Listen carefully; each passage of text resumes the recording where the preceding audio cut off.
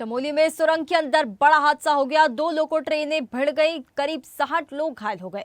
DM SP सहित सारे police बल मौके पर पहुंचे और जांच पड़ताल मामले की शुरू की। रेस्क्यू ऑपरेशन शुरू किया गया। अस्पताल घायलों को पहुंचाया गया। इसी के साथ ही डीएम और एसपी अस्पताल पहुंचे, घायलों का हालचाल जाना। टीएचडीसी विद्युत परियोजना का काम चल रहा था। चमोली में देर रात ये बड़ा हादसा हो गया।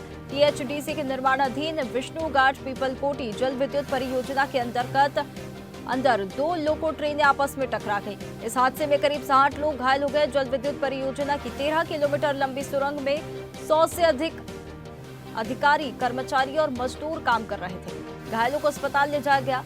घटना रात करीब 9:30 बजे की बताई जा रही है। चमोली जिले में अलकनंदा नदी पर 444 मेगावाट की जल विद्युत परियोजना बन रही है। सुरंग के अंदर काम चल रहा था।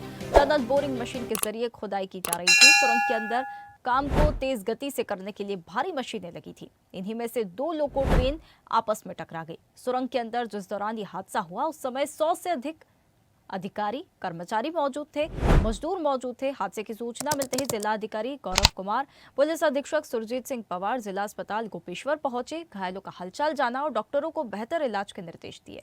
उत्तराखंड स्टेट हेड अवनीश जैन की रिपोर्ट।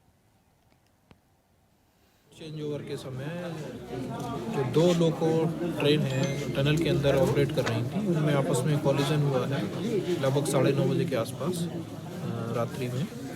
और जैसे कि सूचना प्राप्त हुई उसमें लगभग 100 से ऊपर लोग, 108-109 लोग सवार थे, जिसमें से 60 के लगभग इंजर्ड हुए हैं। 42 लोग अभी यहाँ पर जिला अस्पताल में हैं, यहाँ पर हम और एसपी साहब अभी आए हैं। 17 लोग विवेकानंद अस्पताल पीपलकोटी में हैं। ये बताया जा रहा है कि लगभग एक ट्रेन अंदर से 5 किलोमीटर पर पहुँच चुकी थी और दूसरी ट्रेन 2.5 किलोमीटर पे पहुँची थी। वहाँ पर इनके बीच में कोलिजन हुआ है और कुछ शायद जो 5 किलोमीटर अंदर से आई थी वो खाली ट्रेन बता रहे हैं प्राइम ऑफिस से, तो उसका कुछ ब्रेक सिस्टम में कुछ प्रॉब्लम रही। दोनों ट्रेन टकराई हैं आपस में और उसमें यह हादसा हुआ है। तो टीएचडीसी विद्युत परियोजना का काम चल रहा था। चमोली में सुरंग में 100 से अधिक लोग काम कर रहे थे, अधिकारी यहाँ पर काम कर रहे थे, मजदूर काम कर रहे थे। तो सुरंग के अंदर ये एक बड़ा हादसा हो गया। 2 लोको ट्रेन आपस में भिड़ गई, करीब 60 लोग इसमें घायल हो गए। डीएमएसपी अस्पताल पहुंचे, घायलों का हालचाल जाना है।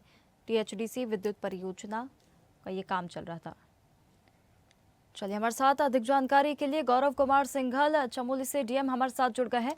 गौरव जी, टीएचडीसी विद्युत परियोजना का ये काम चल रहा था, सुरंग के अंदर इतना बड़ा हादसा हो गया, 2 लोको ट्रेन आपस में भिड़ गई है, घायलों की क्या स्थिति है और कैसे ये हादसा हुआ?